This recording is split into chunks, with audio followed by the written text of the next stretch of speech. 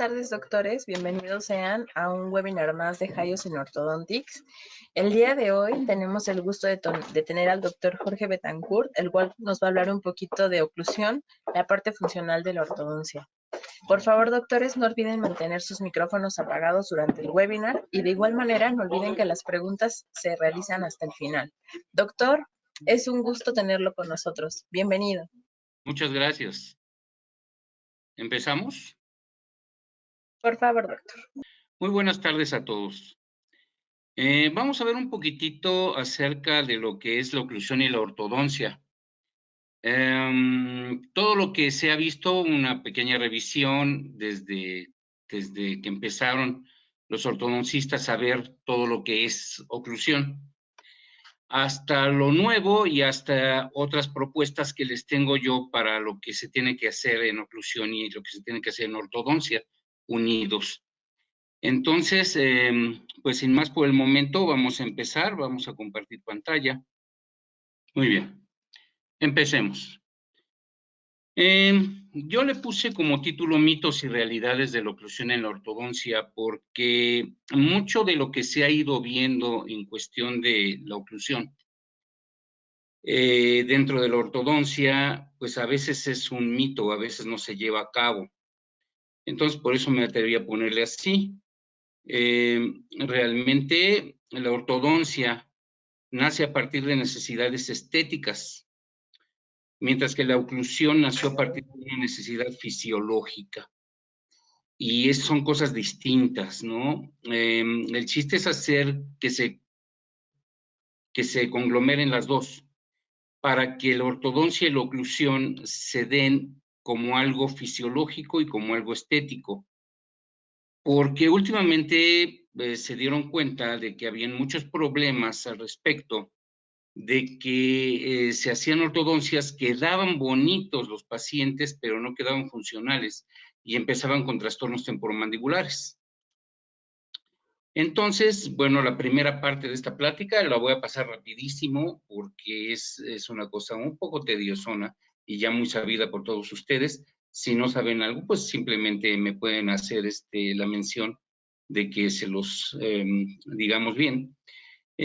Vamos a ver las bases tradicionales de la oclusión en ortodoncia. Y empezamos con Lawrence Andrews, que empezó precisamente él con lo que era el cuscús de saber que la ortodoncia no era simplemente el hecho de una cosa de verse bonito, sino también tenía que ver con la función masticatoria y la función, desde luego, de la fonoarticulación. Entonces, Lawrence Andrews consideraba aspectos morfológicos referentes a la corona dentaria y estos fueron que se deberían de incluir en los tratamientos dentales, los que ya conocen ustedes. La relación que existe entre los arcos, que se refiere precisamente a si es clase 1, 2 o 3, la angulación de las coronas, la inclinación de las coronas, la ausencia de rotaciones, estamos viendo tipping, torque, angulación, toing, los contactos interproximales precisos y la curvatura de Spee. En cuanto a los aspectos morfológicos, seguimos con la angulación, la inclinación y las rotaciones. Ya se las saben ustedes.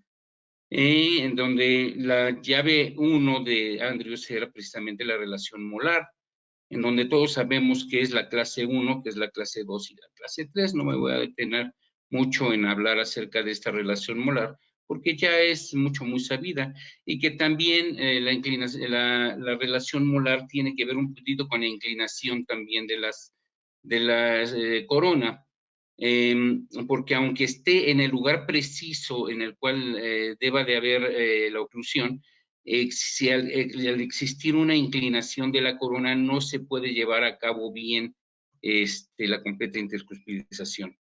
Aquí lo tenemos, por ejemplo, o sea, si yo tengo una inclinación anómala, no voy a poder tener una relación normal de la oclusión.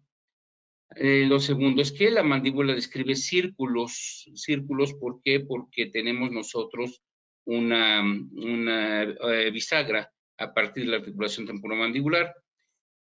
Sí se da la bisagra, voy de acuerdo, en los movimientos de apertura y cierre, Sin embargo, se ve que es mucho más, después se vio que era mucho más complicado, porque no es lo mismo tener simplemente ver al paciente abriendo y cerrando en una bisagra desde el lado o desde el punto de vista sagital, que verlo ya en una masticación con todo lo que sería la gota de Stillman, que es lo que hace en el momento de la masticación, y obviamente también los diferentes movimientos que crean los músculos en cuanto a las contracciones concéntricas que crea cuando se están creando los movimientos masticatorios. Andrews entonces ejemplifica que no solo se sigue aquí, si nosotros no tenemos el problema real aquí, tenemos algún tipo de desviación de los dientes dentaria en la cuestión de la angulación, entonces vamos a tener problemas con todos los dientes anteriores, obviamente. Y vamos a recordar una cosa, si nosotros tenemos problemas en la inclinación de los dientes, como en el caso de este canino, bueno, también puede ocupar un mayor o un menor espacio, lo cual va a hacer que la arcada totalmente sea distinta. Entonces, estos son los problemas que vio Andrews con su primera regla, la llave 2. Es la angulación de la corona, que ya la habíamos visto, pero es la angulación de la corona, este es el tip, que se da desde el punto de vista transversal, ¿no? Entonces estamos viendo que las coronas no están exactamente a lo que serían 90 grados, sino que tienen una pequeña inclinación. Esta inclinación varía de autor en autor muchísimo. Entonces, pues realmente no es que ellos estén mal, ni que uno tenga la razón. Realmente la verdad es que es lo que necesita el paciente y lo vamos a ver un poquito posterior. Aquí tenemos las angulaciones de las coronas y estos son, bueno, aquí dice realmente perdón, la pasé, que en inferior es máxima en caninos y mínima en los demás. Y en superior también es máxima. 0 grados en premolares, como pueden ver. La llave 3, que es la inclinación bucolingual, no me detengo mucho en esto porque ya es muy sabido, que los dientes permanentes no se implantan perpendicularmente tampoco en el sentido sagital, entonces volvemos a lo mismo, ¿no? Sino que ligeramente hacia atrás del nación, de lo que es el punto nación, unos 2 o 3 milímetros atrás del punto nación, podemos nosotros hacer líneas en las cuales se deben de ir implantando un poco. Y esto es lo que hace realmente hacia atrás que pueda llegar a existir una curvatura de SPI. Luego vamos a hablar un poquitito de la curvatura de SPI, porque la curvatura de SPI no es la malentendida de todo esto. La curvatura de SPI sí debe de existir en los pacientitos, porque no sé si les haya pasado a ustedes, a mí me pasó en mis primeros momentos en los que yo hacía ortodoncia, en los cuales yo empezaba a hacer arco recto, y en arco recto lo que sucedía es que yo trataba de dejar plano totalmente el plano de oclusión, y a la larga pues había una pequeña recidiva del plano de oclusión, que es lo que necesitaba el paciente, desde luego. Si yo se lo hubiera puesto antes, entonces no hubiera tenido yo ninguna recidiva. Entonces, varía muchísimo también dependiendo del autor y de la prescripción. Bien, ya se vio también esto, y en inferiores también. Bien, la llave 4 son los espacios. Los espacios que debe de haber en las áreas de contacto interproximal que deben ser precisas. Las áreas de contacto interproximal varían de acuerdo a la morfología dentaria. Entonces, realmente no tenemos un punto jamás de contacto si no tenemos áreas de contacto. Entonces, esto es lo que explica aquí. Entonces, lo que tenemos nosotros en cuanto a nuestros espacios, bueno, tenemos 4 tipos de espacios, como todos ya lo sabemos, ¿no? Las troneras vestibulares, que son las que están aquí, las troneras linguales, que son las que están aquí, el espacio interdental y el surco interdental. Y esos son los espacios que nosotros podemos dejar entre diente y diente, y que deben de ser muy exactos, porque cualquier rotación o cualquier rotación hacia uno, hacia el otro, hacia arriba, hacia abajo, hacia donde ustedes quieran, o si nosotros lo sacamos un poquitito o lo metemos más del plano de oclusión a nuestro diente, lo que nos va a suceder es que vamos a tener nosotros un problema muy grave en estos puntos de contacto o áreas de contacto.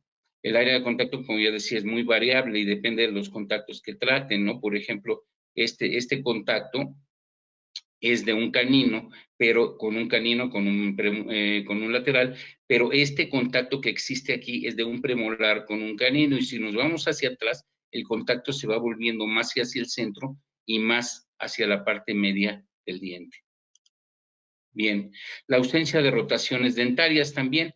Ya habíamos hablado de que existía un pequeño desbalance en lo que es la inclinación de la corona dentaria. Entonces, lo que íbamos a tener nosotros es simplemente que íbamos a tener un mayor espacio. Entonces, aquí, pues nosotros si tenemos un diente posterior,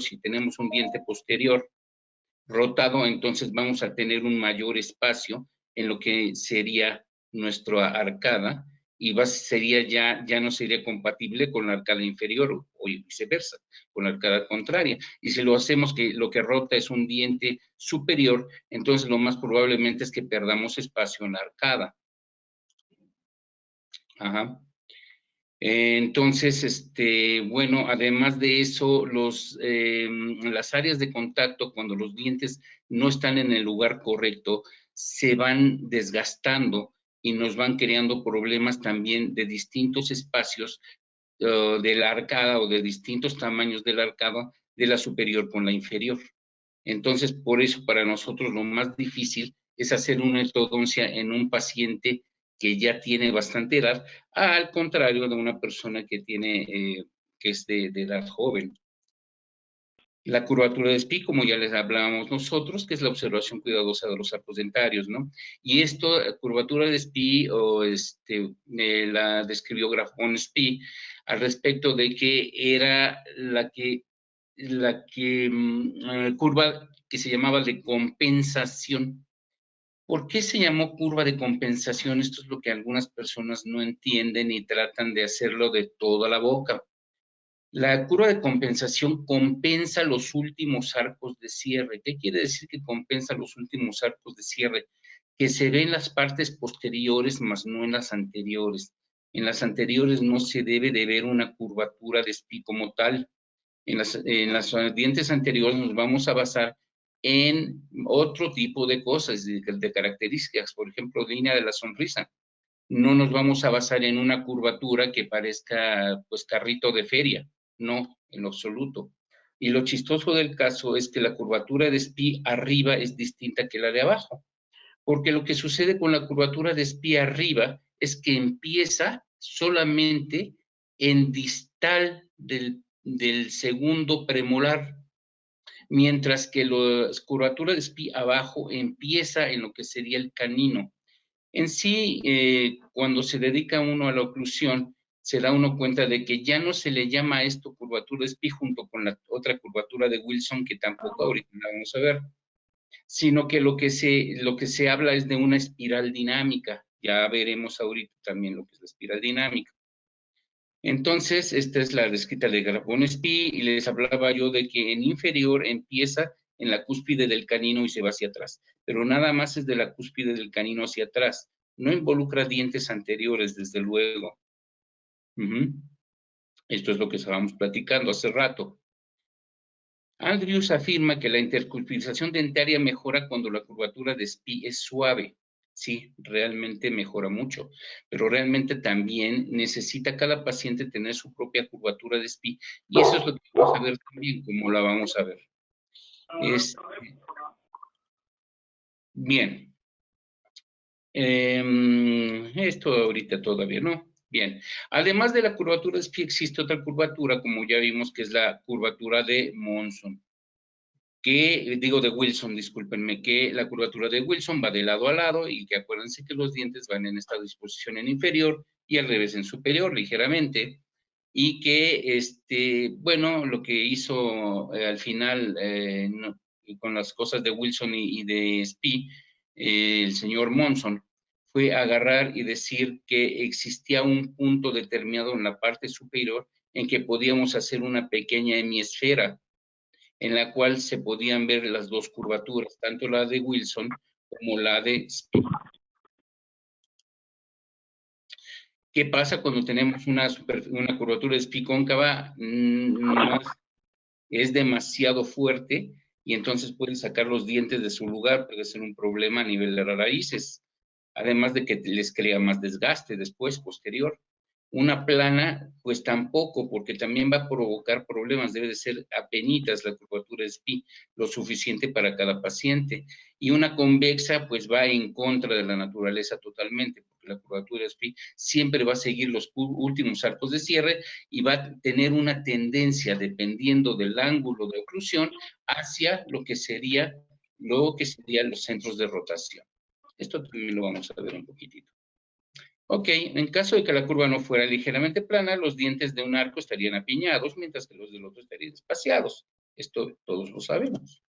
Bien, veamos la segunda parte con Rod Williams. Rod Williams, tanto Rod como Williams se dieron cuenta de que pues era muy poco la oclusión que se estaba haciendo con eso.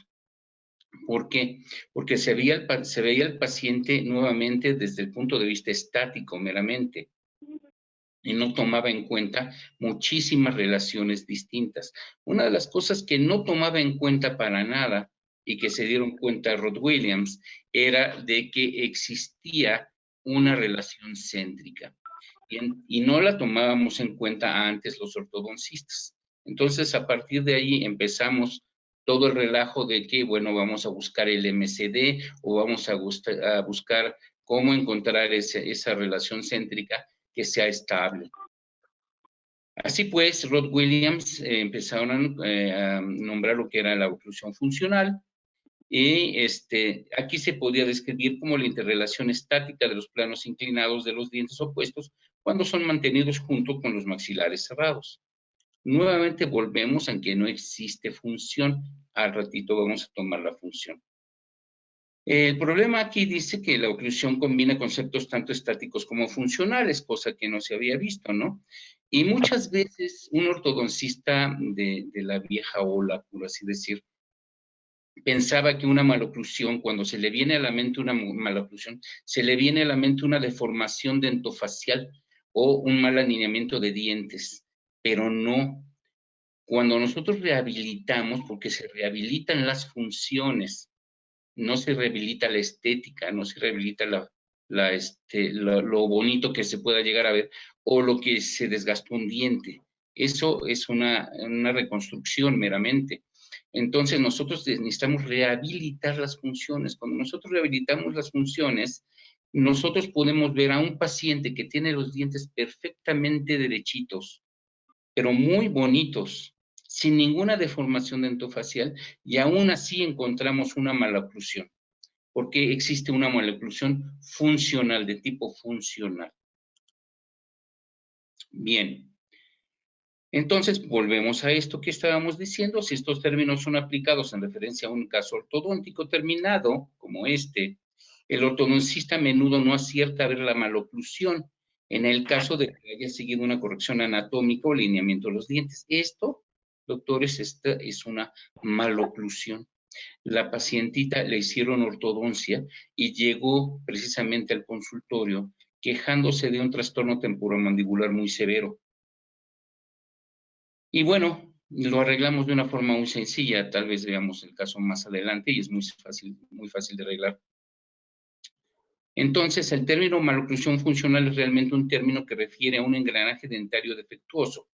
Es decir, que los dientes ajustan en oclusión y se han conseguido un alineamiento anatómico, pero hay cierta desarmonía en el cierre o durante excursiones mandibulares, en los cuales los dientes desvían el movimiento mandibular. Muy bien. Fíjense, nosotros hacemos un movimiento de lateralidad a la derecha del pacientito y existen puntos de contacto prematuros, sobre todo en el lado de balance.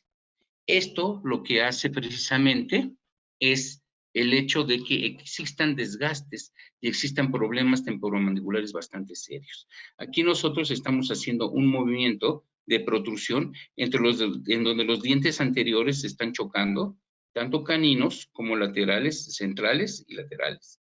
Y estos laterales obviamente no. ¿Por qué?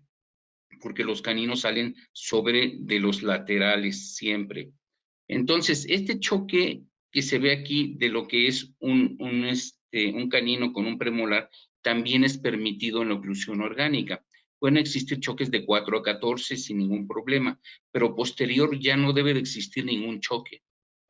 Esto muchas veces lo ocasionamos nosotros cuando no dejamos una curvatura espicorrecta o no dejamos nosotros una sobremordida vertical y horizontal correcta y adecuada para cada paciente que necesitemos. Recuerden que no solamente es estética lo que estamos buscando. Entonces es posible establecer una buena oclusión anatómica y todavía tener una mala función del ATM. Además es posible tener un grado de maloclusión anatómica y poseer una buena función del ATM. El ortodoncista debe restablecer una oclusión anatómica, estética y funcional correctas. Según Rod Williams, el alineamiento anatómico de los dientes y la corrección de la relación de las partes del complejo dentofacial no es garantía de una buena función, y eso es verdad, completamente verdad. Y esto lo podemos ver aquí. Ustedes ven el paciente cuando iba a empezar, el paciente, el caso terminado, que si ustedes se dan cuenta, existe una gran cantidad de espacio entre lo que son los caninos. Esto nos va a ocasionar que en el momento en que nosotros queramos hacer un movimiento cualquiera de lateralidad, se recorran todas las superficies y rasquen todas las superficies de los dientes posteriores y estemos ocasionando un daño a ese nivel. Muy bien. Una oclusión estable, según Rod Williams, toma en consideración lo que debería de suceder o cómo deberían de articular los dientes en relación céntrica y en oclusión céntrica, o durante la excursión lateral de la mandíbula y durante la excursión protrusiva de la mandíbula. Es lo que les estamos diciendo, precisamente los estoy diciendo al respecto de dientes se deben de ver bonitos cuando están cerrando los dientes, sino que en el momento en que hacen lateralidades, solamente chocar con caninos o en protrusión, chocar con los dientes anteriores única y exclusivamente. La mayoría de los, además de estar en relación céntrica, obviamente, ¿no? Ahora, de aquí nace una odontología llamada odontología bioestética. La odontología bioestética se basa en que la mayoría de los pacientes necesitan de 3 a 4 milímetros de sobremordida. A mí se me hace una exageración, pero bueno, vertical en los dientes anteriores para proporcionar una desoclusión adecuada a los dientes posteriores en los movimientos funcionales. Si ustedes dejan realmente una sobremordida vertical de 3 a 4 milímetros hacia atrás, va a ser una desoclusión gigantesca, lo cual muy probablemente vaya a demeritar mucho lo que es la eficiencia masticatoria. Entonces, bueno, ponen dientes gigantescos, según la odontología bioestética, desde aquí, desde donde les estoy señalando, que es el cuello del canino hasta el cuello del canino, en todos los pacientes debe de medir un mínimo, decía me parece 38 milímetros, no me hagan mucho caso, ya lo recuerdo bien porque no me gusta mucho la odontología bioestética, creo que sí, me parece que eran, no sé si 18 o 38, luego les doy bien el dato. A mí se me hace una gran exageración porque son caninos larguísimos. Creo que sí era 18, pero muy largos. Entonces lo que hacen es rellenarlos con resina, los dejan muy largos. Además, los caninos necesitan una inclinación mesial, esto sí es cierto, para permitir el movimiento mandibular lateral adecuado. Volvemos a ver este tipo de rehabilitaciones y vemos que, bueno, pues no se ven muy agradables, digamos. Aquí tenemos a alguien que todos ustedes conocen que se hizo odontología bioestética. Como ven, le hicieron más grandes los dientes, mucho más grandes, le provocaron una mejor sonrisa. Lo que sí se ha visto que cuando existe una pérdida de dimensión vertical, ustedes ven la neuromusculatura de los pacientes, la musculatura facial, y la ven sumamente apretada. Y tan pronto como ustedes abren un poquitito la dimensión vertical, automáticamente toda la musculatura facial, toda la musculatura facial se ve como renovada, se ve muy bien. Lo único que puedo yo decir aquí de esta niña, que es artista, todos ustedes la conocen, creo que se llama Miley Cyrus, una cosa así, no estoy muy seguro, me pasó por periodoncia. Vean esto, no pasan por periodoncia. Vean cómo alargan mucho los dientes anteriores y vean lo que les digo, arreglan un poco la dimensión vertical y automáticamente toda la musculatura facial se ve muy, muy, pues mucho mejor. ¿Por qué? Porque son pacientes braquis. Ahí luego se nota que son pacientes braquis, entonces los dejan menos braquis y ya quedó. Bien. Finalmente, bueno, después, posteriormente, Okeson nos habla de que hay que evaluar la articulación temporomandibular. Y para Okeson los factores más importantes en el mantenimiento de la relación normal del disco y el cóndilo son, primero, la morfología del disco articular. Aquí hay una cosa de Okeson. Yo sé que Okeson es un maestrazo, sí, voy de acuerdo, pero ninguno de nosotros podemos ver la verdadera morfología del disco articular del paciente, a excepción de que pudiéramos tomarle una resonancia magnética nuclear. Y es la única forma en que podríamos nosotros ver la morfología bien del disco articular. Es la única forma. Segundo, el grado de presión intraarticular, o sea, la presión que se está haciendo entre cóndilo, todo el complejo cóndilo, disco, sinoviales, bla, bla, bla, bla, bla, bla, bla, bla, bla, junto con la cavidad glenoidea. La interacción que obviamente esto sí es cierto, o sea, existe una mayor presión interarticular si nosotros no, intraarticular, perdón, si nosotros no estamos en una relación céntrica correcta. La interacción equilibrada de músculos y ligamentos, entre ellos el pterigoideo lateral, que es el principal, y la lámina retrodiscal superior, que no es otra más que la zona bilaminar, la parte que está más atrás de lo que sería el disco articular, que es fundamental. Entonces, esto tiene toda la razón, ¿no? Que son toda la razón, pero es muy difícil con la tecnología que tenemos todavía nosotros, el darnos cuenta de qué grado de presión interarticular existe en la articulación temporomandibular, en cuál es la morfología real que tiene el disco dentro del disco del paciente dentro de cada una de las articulaciones y cómo interactúan los músculos y ligamentos. Esto es más fácil de ver un poquitito con aparatos para medir la presión de los músculos, pero nada más. Entonces, nosotros aquí podemos ver varias cositas, ¿no? Aquí pueden ir ustedes viendo más o menos cómo está la morfología real del cóndilo. Y aquí en un corte sagital nosotros lo que podemos ver es que el disco articular nada más es esto, es esta partecita tan pequeña que está aquí. No es más que esto, el disco articular. Vean ustedes el cartílago articular que empapa totalmente empapa a lo que sería nuestra cavidad glenoidea, no así el cóndilo, véanlo. El cóndilo no tiene un forro como la cavidad glenoidea de lo que sería el cartílago articular.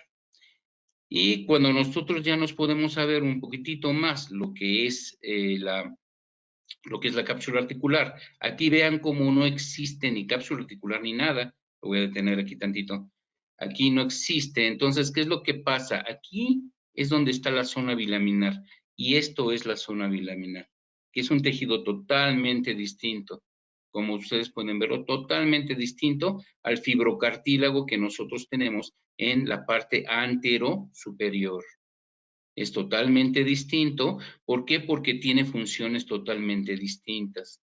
Entonces, aquí jamás tiene que estar el cóndilo presionando, porque esta zona es una zona sumamente llena de nervios, es muy neuralizada, mientras que el disco articular, por la parte central, aquí en donde está cortado, todo esto no tiene, y en la parte central, obviamente, todo esto no está ni esa neuralgia vascular totalmente.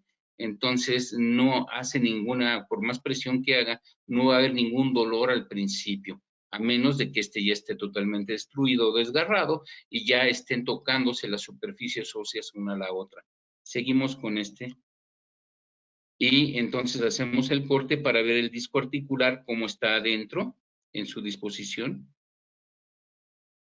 Y vemos la cavidad infradiscal, la cavidad supradiscal, y vemos cómo está totalmente pegado lo que sería la parte anterior o la pared anterior de nuestra cápsula articular.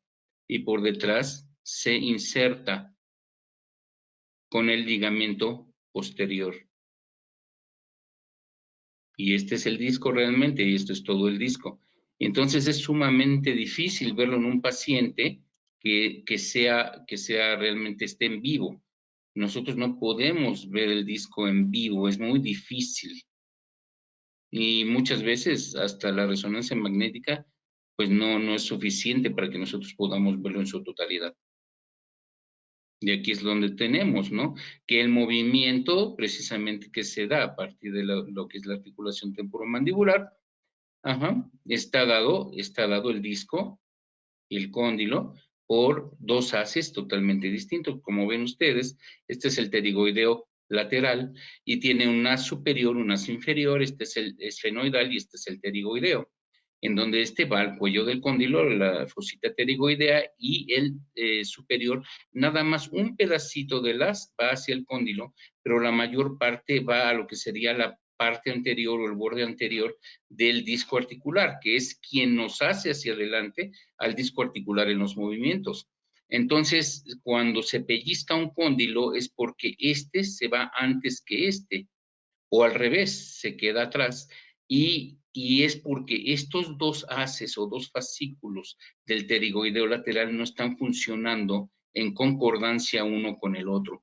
Además, recordemos que el cóndilo de la mandíbula debe de ir más rápido que el disco articular, porque si no, no va a quedar al final el borde o lo que es la cresta transversa del cóndilo en contacto directo con la cima de lo que sería la eminencia articular al momento de una protrusión total. Bien.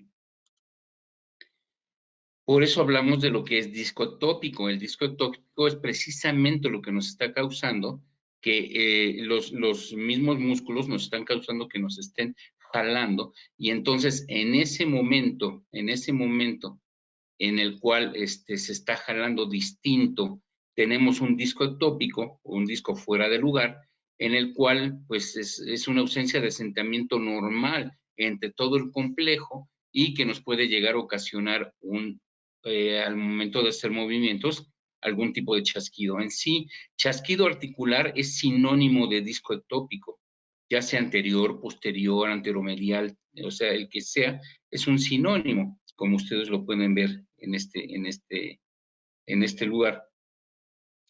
Cuando jalan distinto.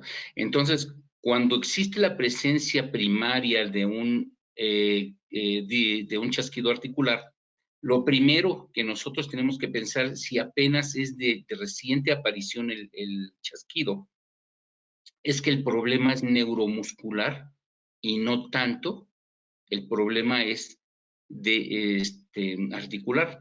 ¿Por qué? Porque aquí están jalándonos distintos y hace que se pellizque el disco y se nos produzca a nosotros el chasquido.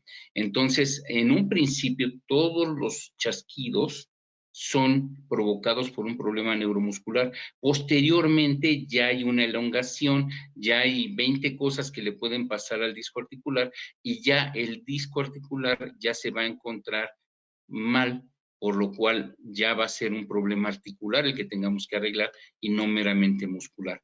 Entonces, si nosotros hacemos una ortodoncia y nos encontramos con que nosotros provocamos el chasquido, porque antes no tenía chasquido, lo más probable es que lo sacamos de relación céntrica. Si usaron propulsores, si usaron lo que ustedes quieran, para mover la mandíbula de un lado al otro, o se quisieron corregir un poco brusco lo que es la línea media, sin fijarse que estaban jalando la articulación, pueden llegar a provocar este tipo de problemas. Ay, no jala. Y aquí tenemos entonces al disco articular, el chasquido, véanlo, clic. Y aquí tenemos un disco articular anterior con reducción.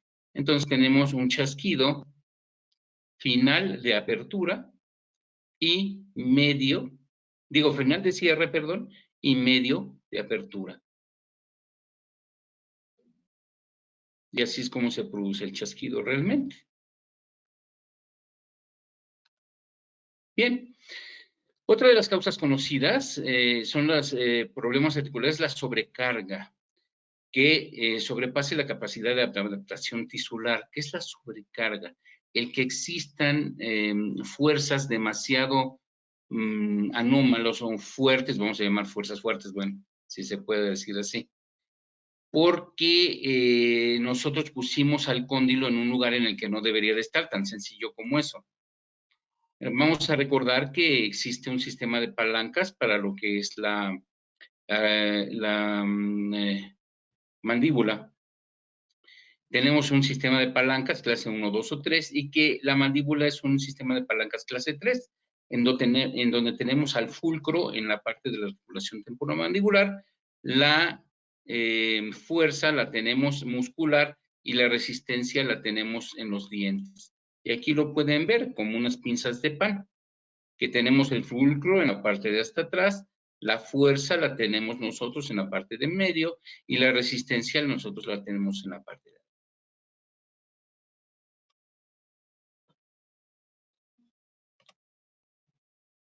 Ok.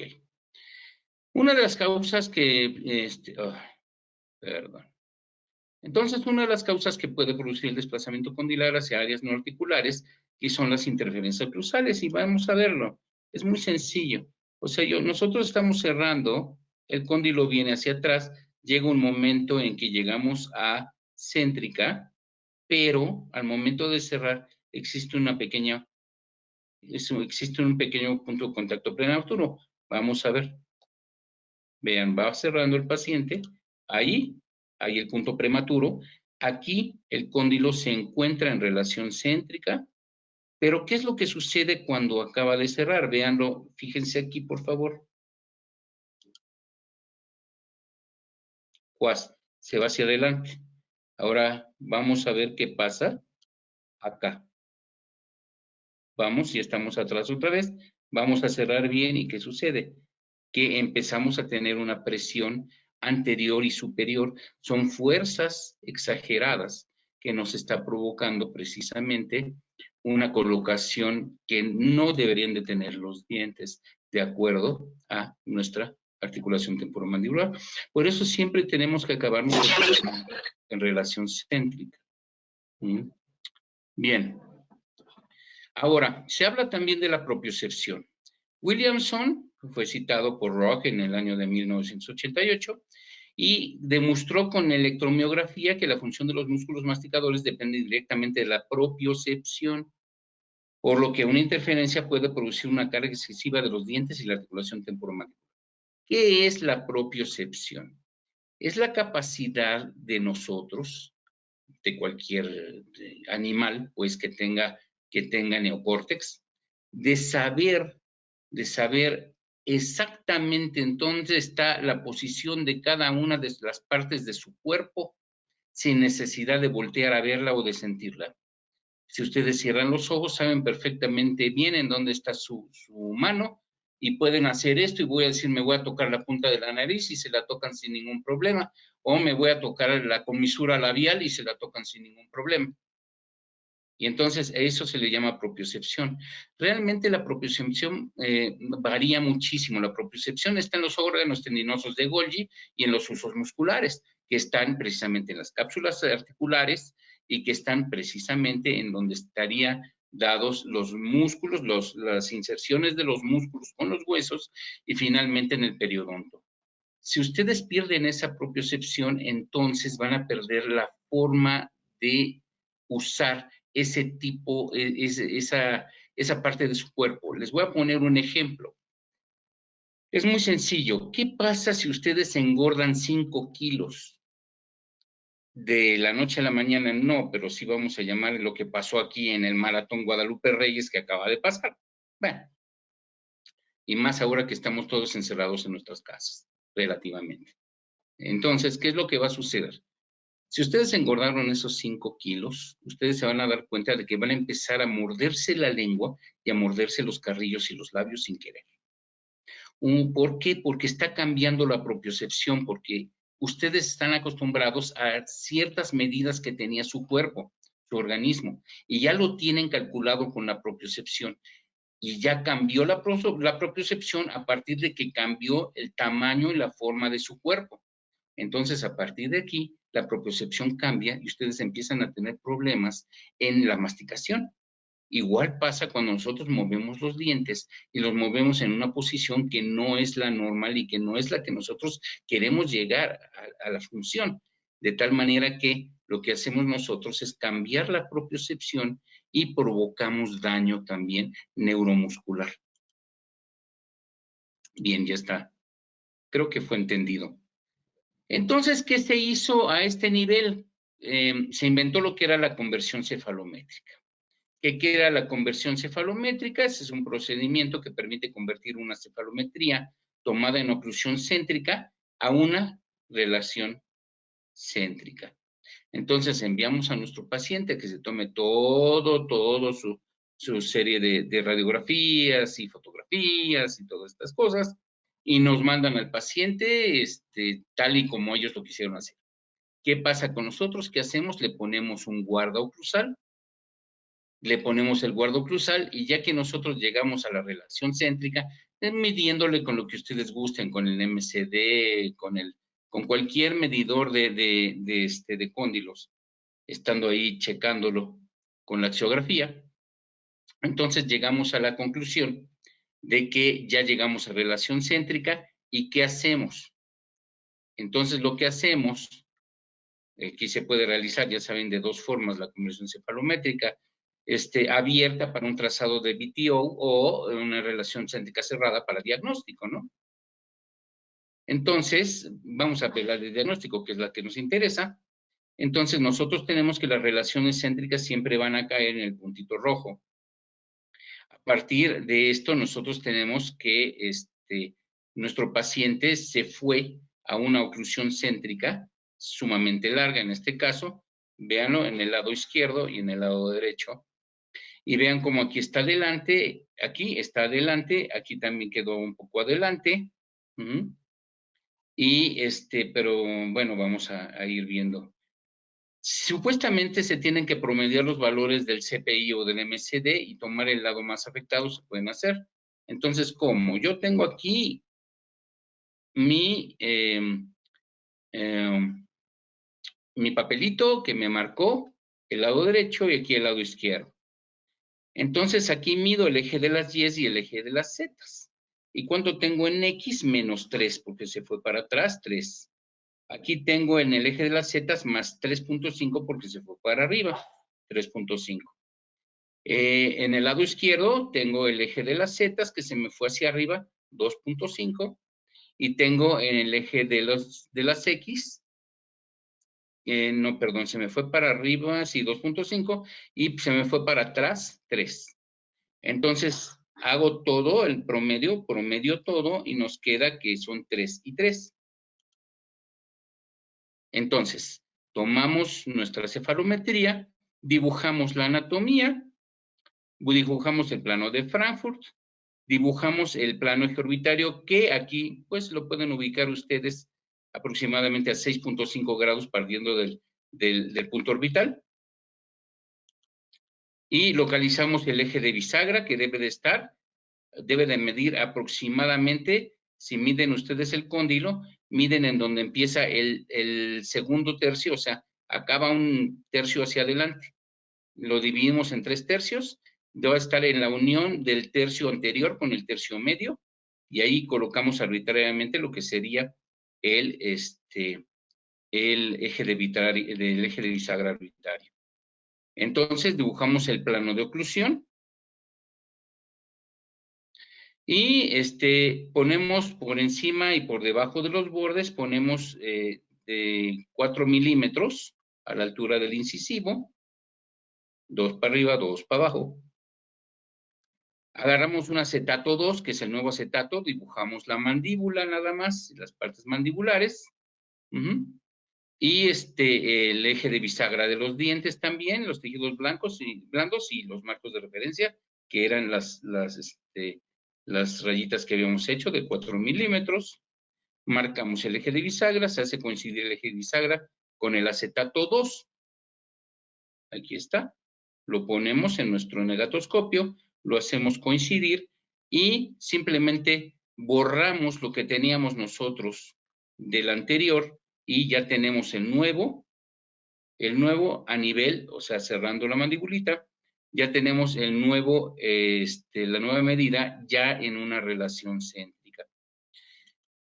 Si ustedes, bueno, dice aquí que cuando la diferencia es menor a 1 milímetro no se realiza la conversión. Si ustedes lo que no quieren es hacer una conversión cefalométrica, es muy sencillo.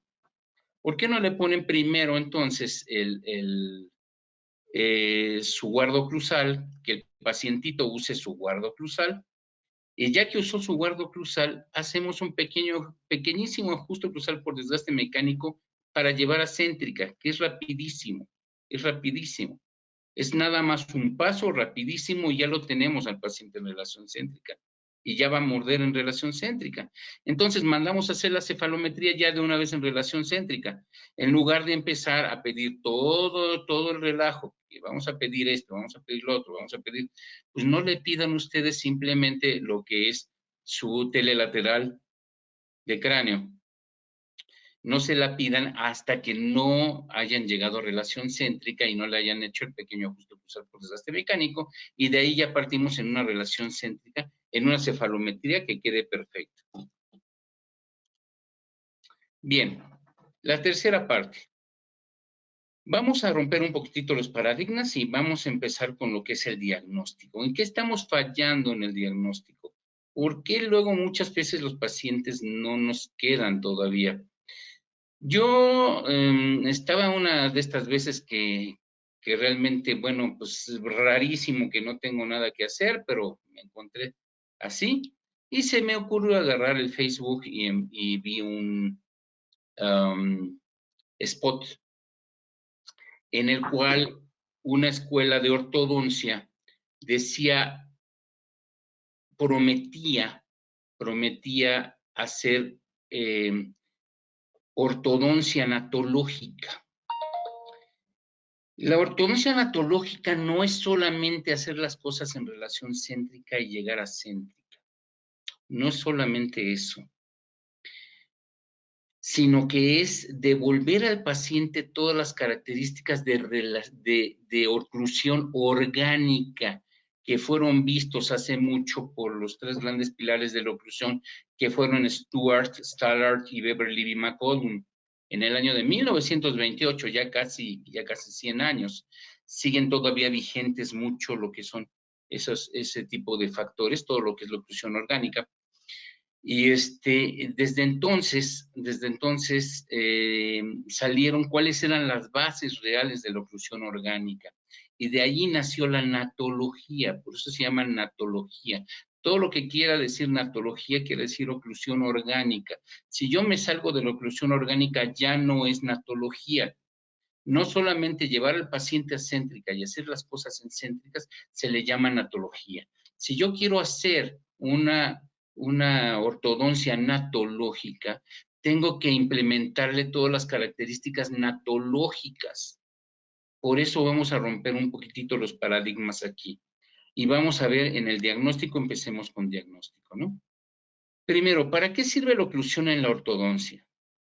Bueno, primero sirve para diagnosticar. O sea, no solamente vamos a diagnosticar con una cefalometría, ya sea frontal, ya sea lateral, la que ustedes gusten. No solamente vamos a hacer ese tipo de diagnóstico, sino que vamos a hacer un diagnóstico también de tipo fisiológico. En dónde está céntrica y cómo se mueve la mandíbula del paciente. Para esto necesitamos varias cosas, ¿no?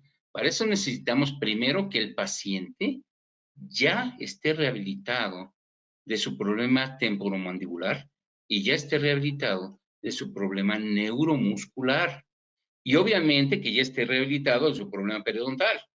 Si nosotros no partimos en una rehabilitación previa, neuromuscular, articular y periodontal, nosotros no podemos hacer absolutamente nada, para nada la ortodoncia. No se puede. Es como si nosotros no hubiéramos quitado caries antes de empezar el tratamiento de ortodoncia. Es una tontería. Entonces, no se puede hacer antes. Entonces, la oclusión sirve también para corregir las maloclusiones. Ahorita lo vamos a ver, un ejemplo. Y sirve para rehabilitar. ¿Qué se va a rehabilitar? Las funciones. ¿Sí? Entonces, la ruta de la rehabilitación pasa por el diagnóstico, siempre. Y entre función y estética no están peleados. La función y la estética se basan en todo lo mismo, en lo mismo que nos basamos para una rehabilitación. En la anatomía. Discúlpenme, espérenme, se me está acabando la batería. Ya. Ok. Entonces, vamos a empezar por la anatomía, a conocer perfectamente la anatomía y ver cuáles son las variables anatómicas del paciente. La histología y la embriología, cuál es la carga genética que tiene, la fisiología, cómo mueve y por qué mueve el paciente, la patología, cómo está su maloclusión, de dónde viene y cuál es el problema. Hacer un correcto diagnóstico para llegar a un tratamiento correcto. Si nosotros no seguimos esa ruta diagnóstica, nunca vamos a llegar bien a lo que es, jamás. Bien, ¿cuáles son los factores funcionales que intervienen en la rehabilitación ortodóntica? Primero, las relaciones estáticas. Vamos a ver. La relación céntrica. Aquí tenemos el MCD, aquí le estamos tomando al paciente su axiografía y aquí estamos poniendo al paciente su guarda oclusal. Primero que nada, la relación céntrica. Obviamente, nosotros tenemos que llegar a una relación céntrica y partir de la relación céntrica, pues ya lo decíamos. ¿De qué nos sirve la relación céntrica? Es la única posición 100% factible de repetición y de la cual parten todos los movimientos mandibulares. No hay más. Si vamos a partir de hacer una rehabilitación, de ahí van a partir todos los movimientos mandibulares y por eso tenemos que partir de ahí siempre. Si nosotros no ponemos un guarda, no llevamos relajantes musculares o lo que sea necesario para que nosotros lleguemos a esa relación céntrica correcta del paciente, nunca vamos a poder avanzar bien en lo que es nuestra ortodoncia. Sí, esto es lo que decía Stuart acerca de la relación céntrica, lo que decía Majorris acerca de la oclusión de la relación céntrica. Sin embargo, es muy sencillo. Este es a lo que hemos llegado nosotros. Miren, es la posición condilar, fisiológica y neuromuscularmente más estable. Eso es todo. Si ustedes llegan a esta posición condilar que sea fisiológica y neuromuscularmente más estable, están en relación céntrica. No, vamos a entendernos, no es la posición más posterior, superior y media, no es la posición más superior y anterior, no, olvídense de eso, porque la relación céntrica es producto de un reflejo neuromuscular, por lo tanto, la relación céntrica es más neuromuscular que articular. La posición del cóndilo dentro de la cavidad glenoidal depende de la neuromusculatura, de la fisiología del paciente. Si nosotros no logramos que la neuromusculatura esté relajada, la posición condilar es una falacia, es una tontería, porque no para todos los pacientes la posición condilar es la misma. Entonces no podemos nosotros ponerle la misma etiqueta de la relación céntrica a todos los pacientes. Bien, pueden ustedes tomar la relación céntrica como gusten, con la forma que quieran.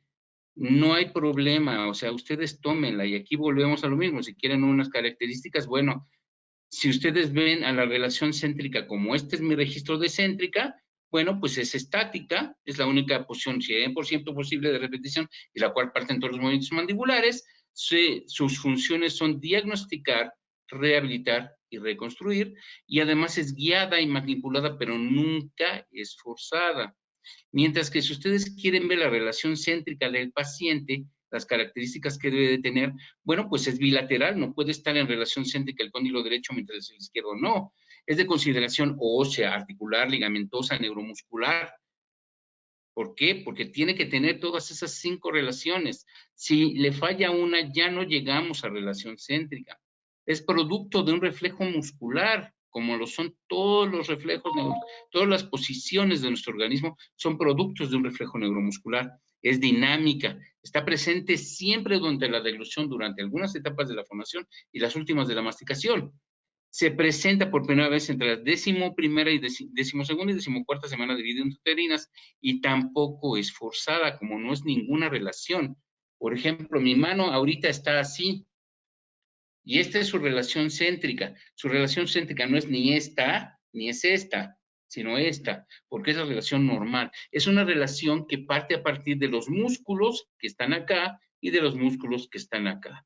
Entonces, esa es la relación céntrica. Igual tenemos una relación céntrica idéntica en nuestra articulación temporomandibular.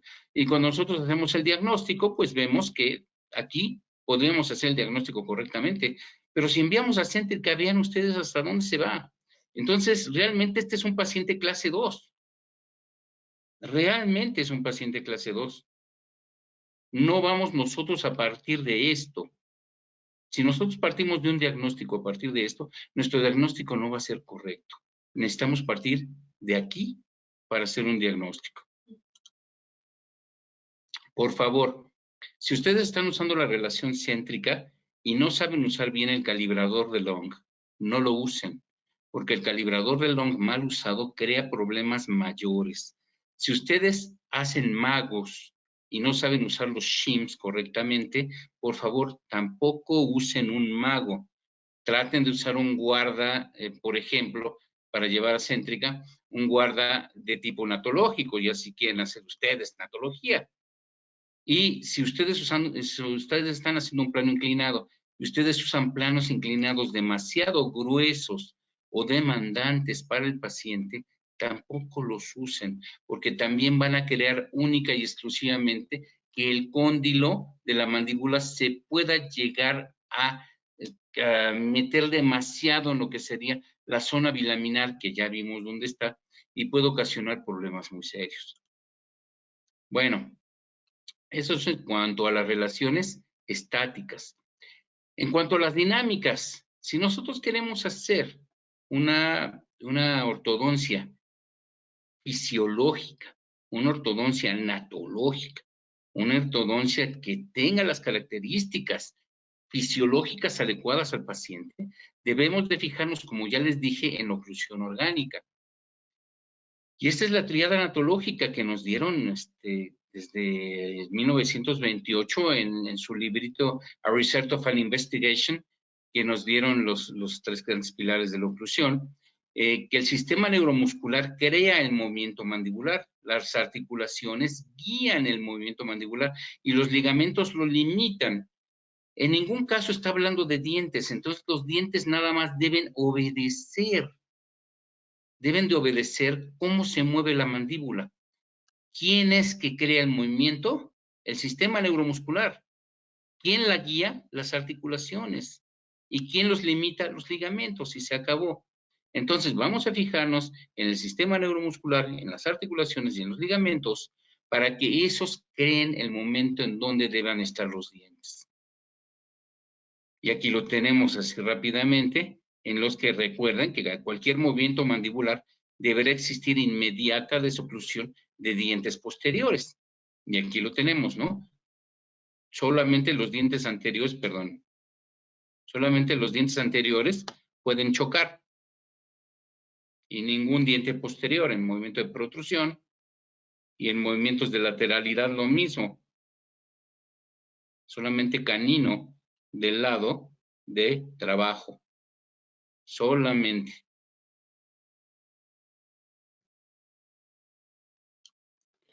Y es tan fácil como esto, relación céntrica, lateralidades en las cuales solamente choquen caninos en todo el trayecto y todos los demás desoclusionen.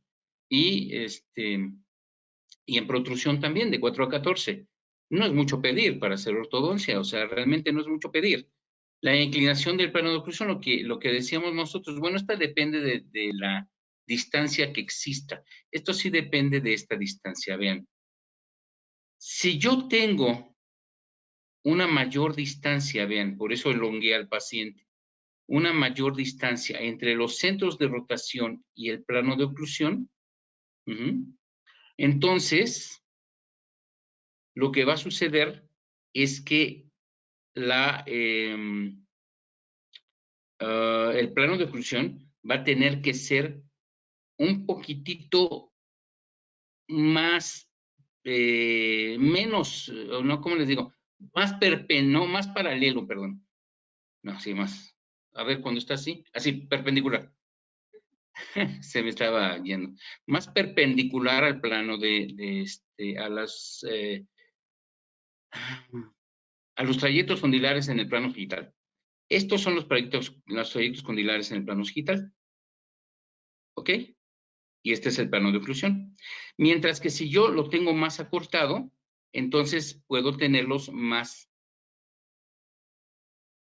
paralelos. El plano de oclusión lo saco muy fácilmente. Si yo hice ya un montaje, entonces lo que voy a tener allí es el plano. Si yo sé ajustar las cajas o ajustar los análogos de mi articulador, yo estoy ajustando lo que son los techos y tengo grados aquí y grados acá. Y eso es a lo que me refiero. Dependiendo de eso, se mueven los cóndilos hacia abajo y nos va a dar una mayor o una menor desoclusión. De tal manera que ese plano de oclusor puede ser mayor o menor. Y en tanto, vean ustedes aquí tengo un mayor paralelismo, véanlo, entre el plano de oclusión, que es este, y los centros, y cómo se guía el cóndilo hacia adelante. ¿Y qué es lo que pasa cuando yo hago un movimiento de protrusión? Los dientes chocan. Mientras que, si yo tengo una menor, aquí creo que no la puse, va a ser al revés. Si yo tuviera así, ¿ok? Seguiría esta línea todavía. Entonces, estos dientes se quedarían así desocluyendo toda la parte de atrás. Bien. El plano de oclusión también nos dice lo que es la curvatura, y es lo que yo les decía, vean, la curvatura de Spee o curva de compensación empieza aquí, en dientes superiores. Aquí no, aquí es plano. Pero aquí sí hay una pequeña curvatura porque compensa los últimos arcos de cierre. Y en inferiores empieza desde el canino. Disculpen. Empieza desde el canino. En inferior tenemos una curvatura de Spee de todos los dientes inferiores, junto con el canino, mientras que en superior solamente la tenemos de los molares. Y esto embona perfectamente aquí. ¿Por qué? Porque tenemos a las cúspides que van haciendo un surco. A esto se le llama espiral dinámica. Si yo tengo, obviamente, un plano de oclusión en el cual este es muy paralelo a este, casi no necesito curvatura de Spee, porque siempre tiende la curvatura de Spee hacia lo que serían los centros de rotación. Mientras que si tengo muy poco paralelo, o vamos a llamar más perpendicular, el plano de oclusión a lo que son las trayectorias condilares, entonces esta curvatura de Spee va a tender a irse hacia arriba, hacia acá. Aquí, pues, igual arriba, si ya está casi igual. Aquí tendería a irse hacia arriba para poder lograr llegar hacia acá. Y así es como nosotros podríamos, gracias al semáforo de Broderick, encontrar lo que sería la curvatura de Spee. y qué es lo que nosotros quisiéramos, haciendo un setup simplemente. Vemos la distancia que hay condilar hacia arriba y de aquí condilar desde la cúspide del canino hacia arriba, y en donde se intersectan los pongo al revés y ya tengo como deben de ir mi curvatura de Spee exactamente. Y me está dando el semáforo de Broderick la curvatura de Spee correcta en cada uno de los dientes posteriores e inferiores, o desde aquí. Y ya sé yo más o menos cuánto darle de curvatura de Spee. Entonces, bueno, si a ustedes no les gusta doblar alambre, desgraciadamente, bueno, pues entonces háganlo colocando sus tubos vestibulares de acuerdo a la curvatura de Spee que se necesite en cada paciente. La inclinación y curvatura de las concavidades palatinas de los dientes anteriores, esta es otra que no tomamos en cuenta mucho los ortodoncistas. Si yo tengo una mayor inclinación aquí y curvatura en mi cóndilo, entonces mis dientes van a salir muy verticales, mientras que si yo tengo una menor inclinación acá, mis dientes van a salir muy horizontales, de tal manera que, vean ustedes qué es lo que pasa aquí. Yo tengo una mayor inclinación aquí y el resultado final va a ser que voy a tener una gran abertura de posteriores, mientras que tengo una menor inclinación aquí y el resultado final va a ser muy poca abertura de los dientes posteriores. Y de esto podemos jugar mucho con los dientes y podemos darle una correcta salida al hecho de que los dientes tengan su propia desoclusión. También los sonidos S, el sonido S, que me va a marcar si estoy en la dimensión de relación oclusal, de dimensión vertical correcta. Y díganlo a los pacientes, el sonido S es fundamental para la dimensión vertical correcta. Y si nosotros ya lo que queremos es, bueno, esto se puede saber con el analizador de Majorris. Aquí tenemos el analizador de Majorris. Cuando estemos haciendo, aquí nos dice la cantidad, oh, Dios mío. Aquí nos dice, bueno, ya. Aquí nos dice cuál es la correcta inclinación para se está saltando esto, espero que ya no se salte. ¿Cuál es la inclinación correcta que debemos nosotros tener aquí? Y nosotros la podemos pasar al setup. En este caso es un paciente bruxista el que se está tratando, entonces, bueno, realmente no es lo que se pudiera hacer un setup, pero pues, la imagen es muy ilustrativa. Seguimos con la cuarta parte, pero ahora vamos a romper paradigmas en el tratamiento. ¿Cuál es la ruta terapéutica? Primero, tener en cuenta el periodonto, las articulaciones temporomandibulares y la neuromusculatura. Y finalmente, los dientes. Obviamente, al mismo tiempo que estamos tratando el periodonto, estamos tratando caries. Al mismo tiempo que estamos tratando a la articulación temporomandibular, vamos a tratar la neuromusculatura.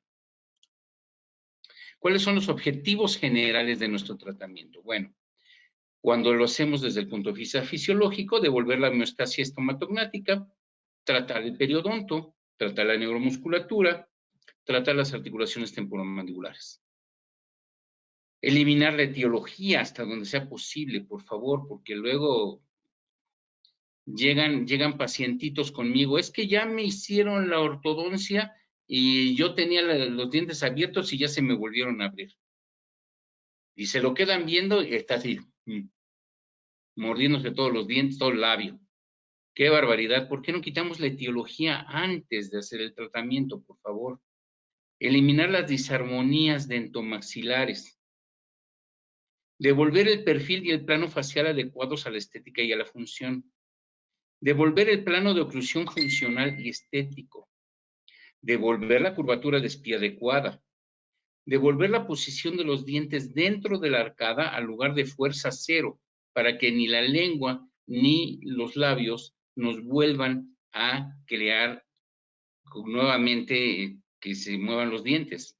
Devolver el tipping, angulación, toing, acordes a la función. Devolver el torque correcto para las fuerzas masticatorias y devolver la función fonética y masticatoria. Esos son los objetivos generales que debemos de tener nosotros, todos nosotros, en todos y cada uno de los tratamientos ortodónticos. Bien, empecemos con la secuencia del tratamiento.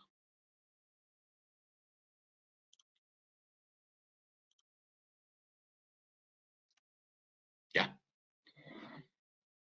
Yo me permití hacer que en la secuencia del tratamiento existan 6 tratamientos distintos, y esto es según el diagnóstico. El primero, el tratamiento terapéutico primario. Aquí se eliminan o previenen el dolor y la inflamación. El tratamiento sistémico. Aquí se tratan las enfermedades sistémicas que estén afectando al sistema nático de forma directa o indirecta.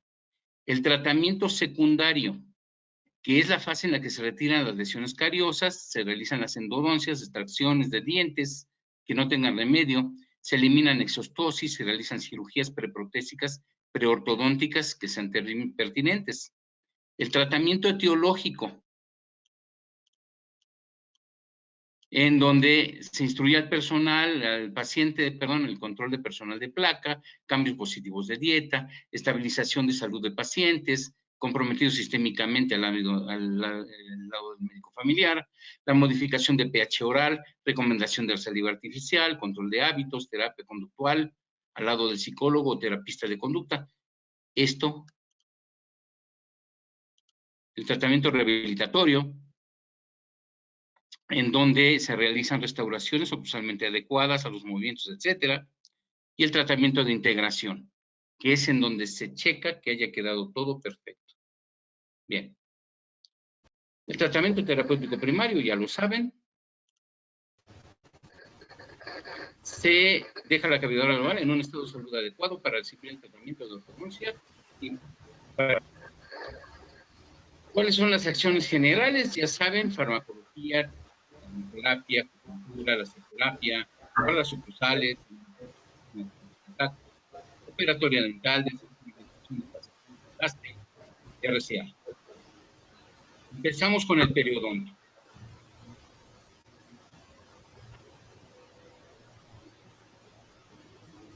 La terapia periodontal es el primer y último tratamiento. Sin periodonto sano, todo es un fracaso. ¿Cuándo lo vamos a hacer? Ante presencia de enfermedad periodontal inflamatoria, aumento en el espacio peridentario, rarefacciones radiculares, migración de iniciación epitelial, formación de secuestros óseos. ¿Qué debo de tomar en cuenta? Periodontitis, relación corona-raíz, problemas óseos, supernumerios, retenidos. Hacer sondeo, hacer un periodontograma, valorar el periodonto con suficiencia, calidad, todo lo que ellos saben.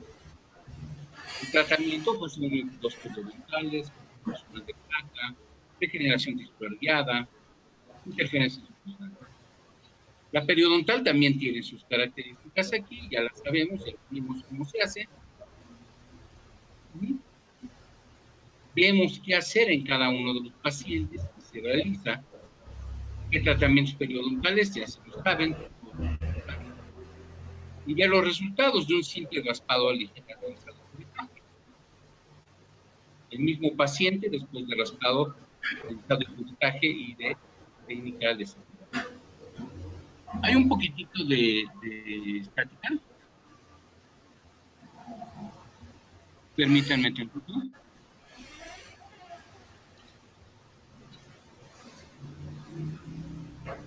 No.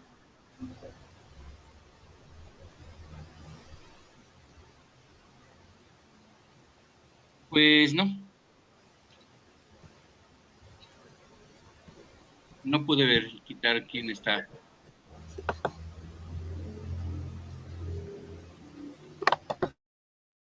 Ah, creo que ya. Muchas gracias. Bien. El tratamiento neuromuscular. ¿Cómo vamos a dar el tratamiento neuromuscular? Pues relajando la neuromusculatura. Hay que romper la contractura y el espasmo.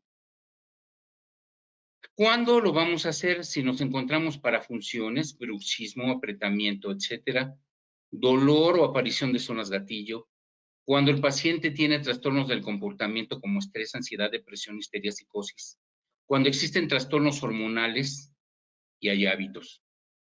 ¿Qué vamos a encontrar? Dolor neuromuscular, cuando exista limitación de los movimientos mandibulares, ante desviación muscular, hipertrofia o hipertonicidad muscular, cefalea tensional, fibrositis o aparición de zonas gatillo.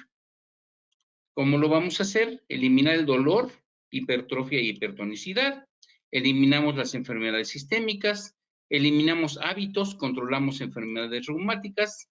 Aquí se devuelven todos los factores de oclusión perdidos y finalmente se corroboran las funciones. ¿Cómo vamos a hacer el secundario? Mediante relajantes musculares, férulas, guardas oclusales, láser terapia, control de hábitos, control hormonal, terapia psicológica y fisioterapia.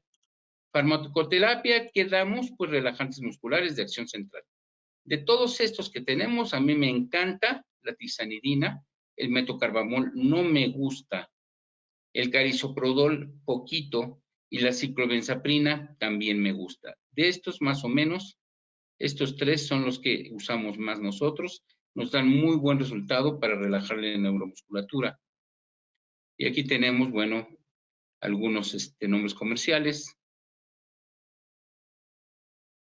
Los guardas de relajación que tenemos que hacer, como siempre, que cumplan todos los requisitos de la oclusión orgánica o funcional, que estén en relación céntrica, hacemos hacia adelante y solo dientes anteriores chocan, hacia un lado y solamente canino choca, y hacia el otro solo canino choca. Láser terapia, si es que se necesita relajar la neuromusculatura, los ejercicios 6x6, termoterapia, siempre calor, nunca frío, y ultrasonido. El uso de TENS, que a mí no, en lo particular no me gusta mucho. El infrarrojo, el uso de calor infrarrojo, que es bastante bueno. El uso de acupuntura, que en muchos pacientes da muy buen resultado, a nosotros nos ha dado un muy buen resultado, sobre todo en parálisis facial, nos da un resultado increíble el uso de la acupuntura. Bien, cuando tenemos trastorno articular, ¿qué le vamos a hacer? Fíjense bien. Esto es las alteraciones de las articulaciones temporomandibulares según la Asociación de Dolor Orofacial, Americana de Dolor Orofacial. En la parte principal dice alteraciones del complejo condilodisco, ¿sí? Si nosotros tratamos de checar radiográficamente las alteraciones de condilodisco, no vamos a ver nada. No podemos diagnosticar absolutamente ninguna alteración condilodisco con radiografías. Si nosotros vemos las incompatibilidades estructurales de las superficies articulares, las alteraciones del disco no las vemos, pero las de cóndilo y fosa glenoidea sí. Si tratamos de ver adherencias, no las vemos tampoco. Si tratamos de ver la hipermovilidad condilar, sí la vemos. Y la luxación espontánea o bloqueo abierto también. Bien. En cuanto a los padecimientos articulares inflamatorios, la sinovitis o la capsulitis no la vemos. La retrodicitis no la vemos. La osteoartritis, dentro de la osteoartritis, no la vemos y la osteoartrosis sí la vemos. ¿Qué hacer para poder diagnosticar estas? Muy sencillo. Vamos a palpar, vamos a auscultar. Es la única forma que podemos hacer. Tocando y sabiendo qué es lo que estamos tocando. Y sabiendo y que nuestro paciente nos lo diga. De los padecimientos inflamatorios de las estructuras asociadas, la tendinitis del temporal y la inflamación del ligamento esterniomandibular no lo podemos ver radiográficamente. Estas son las clasificaciones que vimos nosotros acerca de la Asociación Americana de Dolor Orofacial y, bueno, todo lo que son alteraciones congénitas y de desarrollo, hiperplasia, hipoplasia, displasia, todas esas las podemos ver perfectamente bien con imagenología. Los trastornos de la ATM, pues ya vimos cuáles se pueden ver, ¿no? Menos el desplazamiento discal. Y los trastornos de la musculatura masticatoria tampoco pueden verse así. Entonces, ¿cómo podemos diagnosticarlas con radiografías? Pues con los signos y síntomas. ¿Qué signos tenemos? Ruidos articulares, chasquidos y crepitación, imposibilidad de movimiento mandibulares normales, limitación o desviaciones de la apertura mandibular, subluxación a la apertura o cierre mandibular, desgaste oclusal anormal, hipertrofia, hipertonicidad de la musculatura masticatoria, dolor articular facial y cefaleas, dolor del músculo masticatorio, cabeza, cuello, articulación temporomandibular o ambas, dolores de oído, mareo, vértigo, acúfenos, varo, hipoacusia, dolor del mareo, dolor en los músculos maceteros al movimiento mandibular. Y los subtipos más comunes de trastorno temporomandibular en poblaciones clínicas son dolor miofacial y artralgia y desplazamiento del disco con reducción. ¿Qué quiere decir? Pues va a haber chasquido, va a haber dolor al momento de estar tocando o va a haber dolor en articulación. Y en articulación, bueno, hay mucho de formas de palparla. Y pues ahí es donde van a ver ustedes si tiene algún tipo de problema, como discitis, retrodiscitis, o tiene reumatismo muscular común, o tiene una capsulosinovitis, o etcétera, etcétera. Muy bien. El diagnóstico radiográfico, bueno, por facetamiento, por esclerosis subcondral, quistes subcondrales, remodelación, hiperplasias, celdillas mastoideas, condromatosis. Por ejemplo, o cuando hay ausencia de patología. Aquí creemos que hay ausencia de patología y nosotros vemos, pues, que el cóndilo, pues, realmente tiene algo raro. Nos vamos más para allá y nos encontramos con que aquí existe un pequeño problema condilar. Entonces, ¿qué es lo que hay que mandar? Una comparativa de ATM. ¿Y aquí qué nos encontramos? Con que existe una deformación del cóndilo, no así del lado izquierdo. Esta persona, Sánchez Nicolás, tiene el 18 de abril del 16 fue esto. Posteriormente, en el 12 de junio del 17, vean ustedes la diferencia, lo que logramos en el cóndilo. Fíjense cómo estaba antes y cómo quedó después. Eso lo logramos únicamente con guardas oclusales antes de hacerle ortodoncia. Cuando hay facetamiento, por ejemplo, vean los facetamientos. Vean ese cóndilo con facetamiento. Nosotros no podemos rehabilitar a un paciente si nos encontramos esto. O una hiperplasia. Aquí hay facetamiento. O una hiperplasia de la coronoides. Entonces, o una hipoplasia. Entonces, nosotros no podemos hacer un diagnóstico correcto de lo que es la ortodoncia si nosotros antes no nos fijamos en todo lo que trae el paciente desde el punto de vista oclusal, articular, neuromuscular. En la condromatosis, que se le llaman, también se les ha llamado vulgarmente, se les ha llamado, ahorita les digo, se me fue el nombre, se les llama, ay, se me fue.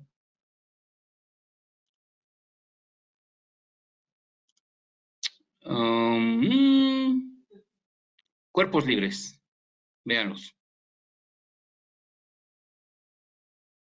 Aquí hay cuerpos libres. En hipo o hipermovilidad muscular, hipermovilidad articular, vean la hipermovilidad articular del pacientito, vean cómo su cóndilo se va hasta por allá. Y muchas personas ni se fijan en eso. Vean esa hipermovilidad. Este cóndilo debería de estar aquí. Este cóndilo debería de estar hasta acá. Y abre y cierra como si nada.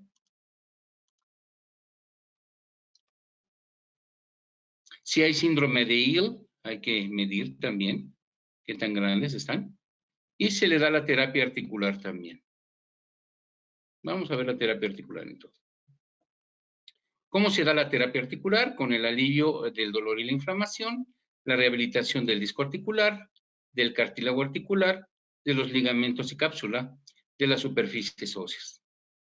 ¿Cuáles son los métodos? Con farmacoterapia, con guardas de reposicionamiento, con láser terapia, con artrocentesis, con cirugía artroscópica o con reconstrucción quirúrgica articular. De farmacoterapia, pues tenemos generalmente estos muy buenos. A mí me gusta en general el naproxeno porque es rápido, cómodo y fácil. El meloxicam es una terapia simplemente ya de mucho tiempo. Nosotros damos naproxeno y lo hacemos inmediatamente.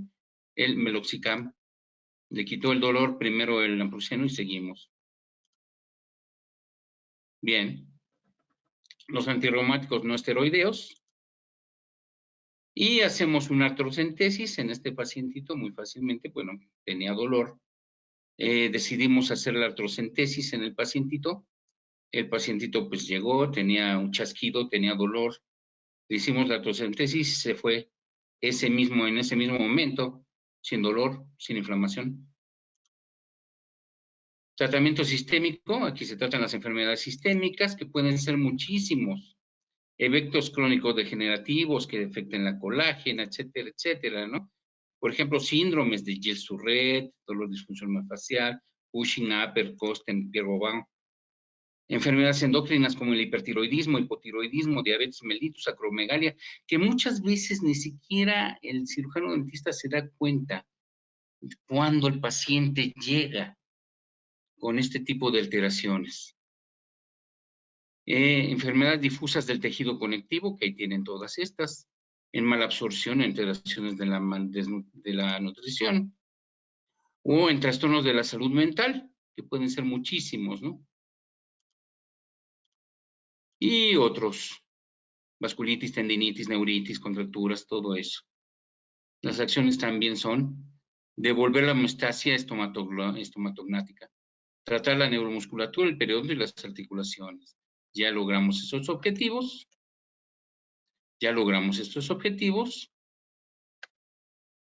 Y seguimos. Los que ustedes ya conocen, ahora sí ya vamos de acuerdo a la estética. Devolver planos faciales, perfiles, ver crecimiento,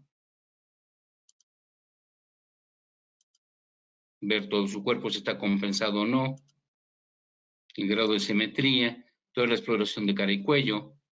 Devolvemos la curvatura de espía adecuada, devolvemos la posición de la arcada al lugar de fuerza cero y devolvemos tipping, angulación y tone acordes a la función.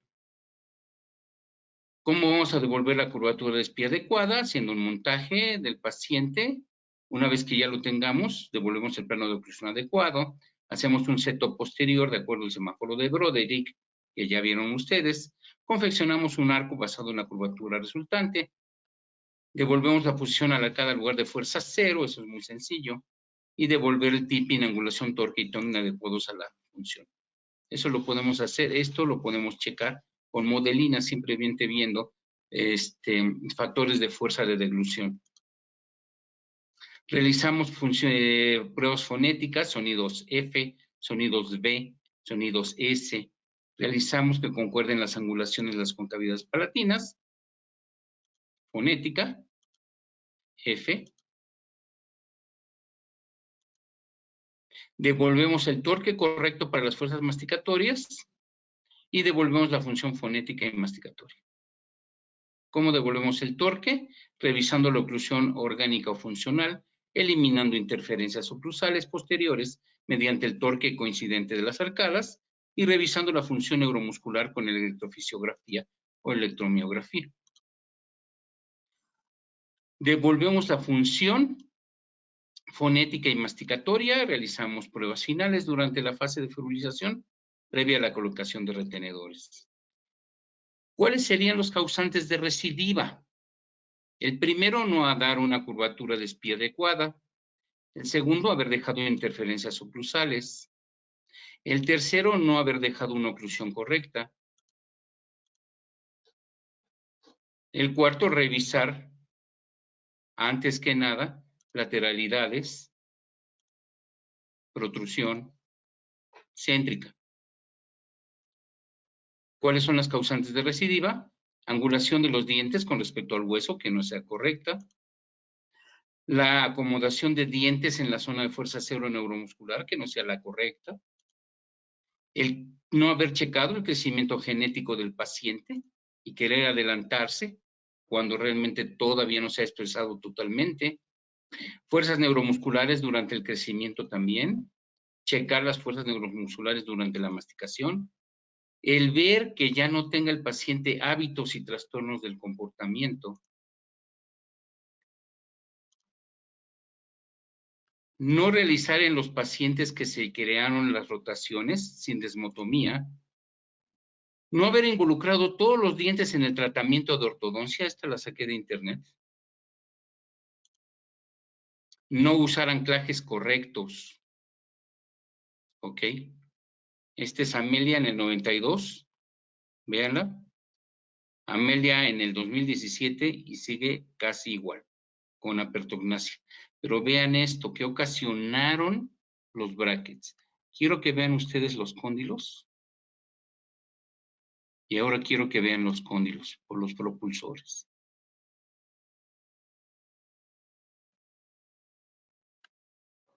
Y bueno, le hicieron hasta su mentoplastía. Pero bueno.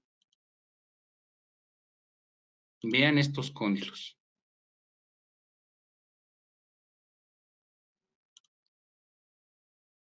Y eso es por no habernos nosotros fijado en un buen diagnóstico. Vean periodontalmente cómo la dejaron.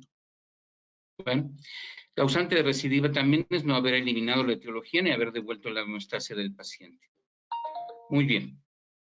Si quieren un poco de bibliografía al respecto de lo que es la oclusión en la ortodoncia, aquí tienen un poquito de bibliografía. Aquí tienen un poquito más de bibliografía.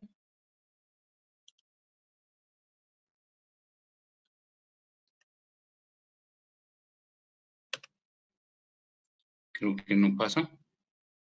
Aquí hay un poquitito más de bibliografía.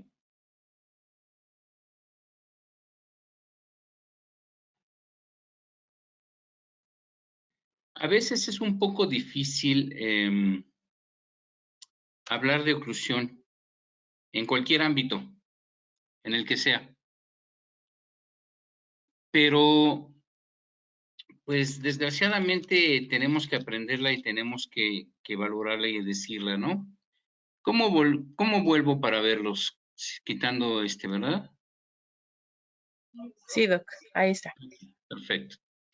Entonces, bueno, les decía yo, a veces es un poco difícil meterse las cosas de oclusión dentro de la mente y es un poco difícil tratar de hacer la hilación que existe entre lo que es la parte fisiológica de la parte que es meramente estética. Pero si nosotros queremos hacer algo de calidad, entonces sí necesitamos lograr tanto estética como función.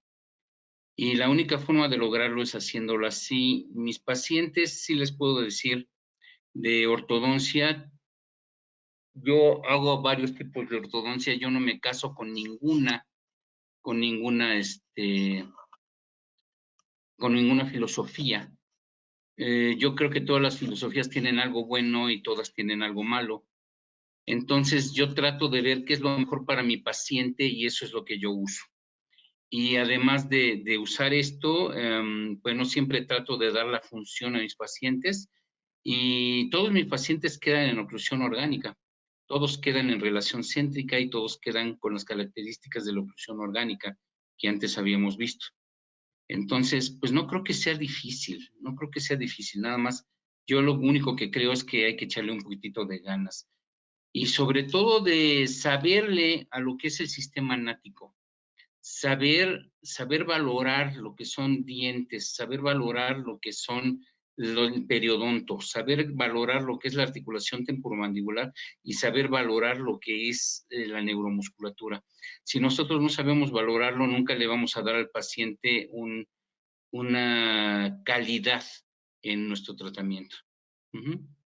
me hicieron llegar en el chat es felicitarlo demasiado, comentarle que estuvo excelente la información y que les gustó demasiado la información que proporcionó, doctor. Ay, muchas gracias. Pues fue poquita, es que yo quería meter toda, pero es imposible, o sea, es imposible. Cada trayectito tan chiquito tiene muchísimo que hablarse, desgraciadamente, ¿no? Tiene mucho, mucho, mucho, mucho. Pero Ujú. no se preocupe, doc, podemos hacer volumen 2. Sí, ya veríamos más o menos cómo le hacemos por el volumen. Así le vamos a ir haciendo, doc, volumen 2, Sí. parte 3, parte 4 y así. Y un día, sobre todo de estos, que no esté tan próximo que haya salido yo del hospital, ¿no? Por favor. Sí, doc, por favor. Claro que sí, con todo gusto. Ujú.